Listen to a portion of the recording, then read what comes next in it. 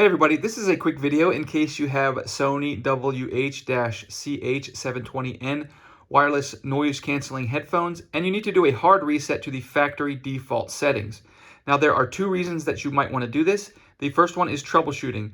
If these headphones are not connecting to Bluetooth, or they're not syncing or pairing with your device, or they keep disconnecting, or you're having any kind of issues where they're not working the way they are supposed to, and you have tried a soft reset or reboot on them, we can proceed to a hard reset. Now you will need to repair them because all of the pairing history and all of the settings will be deleted and restored to their out-of-the-box settings.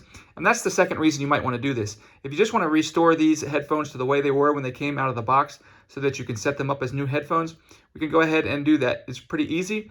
First of all, we just want to make sure that our headphones are unplugged from any power devices and turned off. And from there, we're going to come and find the power button and the call button, and we're going to press and hold those two buttons simultaneously for about 10 seconds. And after about 10 seconds, we should see this light here blink blue 4 times, indicating that the reset is complete.